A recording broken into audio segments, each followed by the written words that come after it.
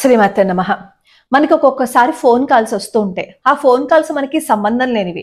మనమేం వాళ్ళకి phone number ఇవ్వకపోయినా అట్నుంచి మనకి కాల్స్ వస్తాయి. అప్పటికి మనకి విసుగు వస్తుంది. ఏంటి మనం ఏమి ఇవ్వకపోయినా సరే ఇలా ఫోన్స్ చేస్తున్నారు అని. ఎలా చేశారు?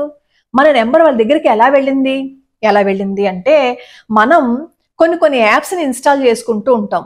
ఆ ఇన్స్టాల్ చేసినప్పుడు అది ఏమడుగుతుందంటే ఎలో అని అడుగుతుంది, యాక్సెప్ట్ అని కూడా అడుగుతుంది.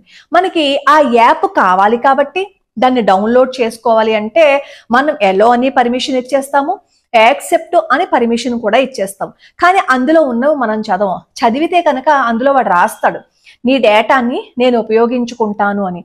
వాడు రాసి మనకి ఇచ్చాడు, మనం తొందరలో ఏం చేస్తామంటే యాక్సెప్ట్ ఎలో కొట్టేస్తాం కాబట్టి మన డేటాని వాడు ఉపయోగించుకుంటాడు అనమాట.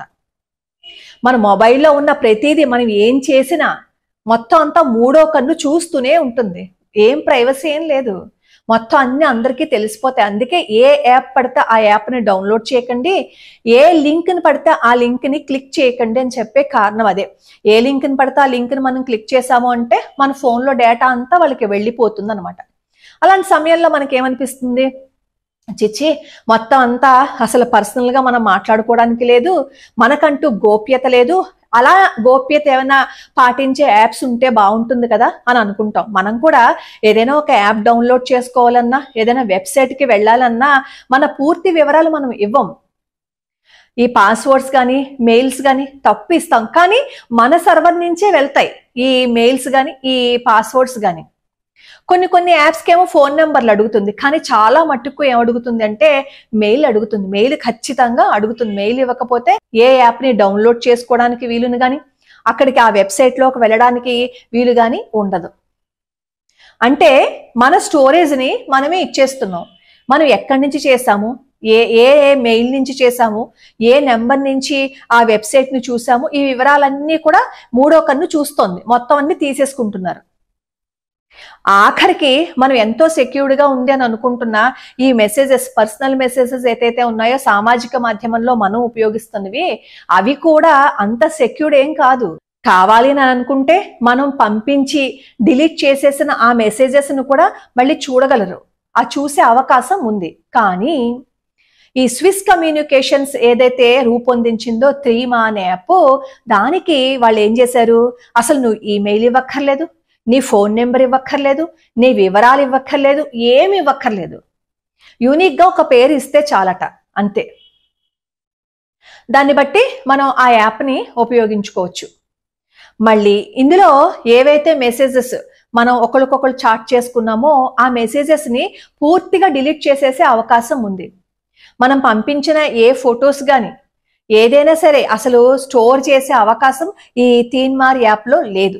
కాబట్టి సహజంగా ఏం చేస్తారు, అమ్మ మన వివరాలు ఎవరికీ తెలియవు, చాలా గోప్యంగా ఉంది కాబట్టి ఈ యాప్ని వాడుకోవాలని అనుకుంటారు. సాధారణంగా ఈ త్రీమా యాప్ని జర్నలిస్టులు ఇంకా చాలా మంది వాడుతూ ఉంటారట. నేను అందులో చూసినప్పుడు నాకు అర్థమైన విషయం అదనమాట.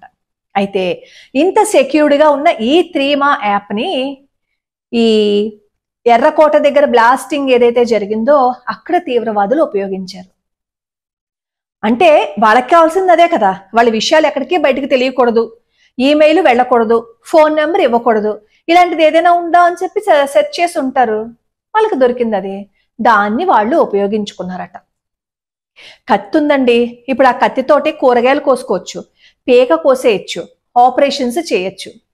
అంటే ఆపరేషన్స్ చేయొచ్చు, పేక కోయచ్చు, కూరగాయలు తరుక్కోవచ్చు. కూరగాయలు తరిగితే పర్వాలేదు, ఆపరేషన్స్ చేస్తే ప్రాణాలు రక్షింపబడతాయి. కానీ పేక కోసేస్తే అదే కత్తి 3 విధాలుగా ఉపయోగపడుతుంది. అలా అని మనం కత్తి వాడకుండా పక్కన పెట్టేస్తామా? ఏదైతే జాగ్రత్తగా మనం చేయాలో అంత జాగ్రత్తగాను చేస్తాం. ఇక్కడ ఈ యాప్ విషయంలోనూ అదే జరిగింది. వాళ్ళు ఈ వినియోగదారుల యొక్క గోప్యత కోసం దాన్నేమో యాప్ని తయారు చేస్తే దుష్ట బుద్ధులు ఉన్న వాళ్ళు, దరిద్రులు ఆ యాప్ను వాడి అత్యంత విధ్వంసాన్ని సృష్టించారు.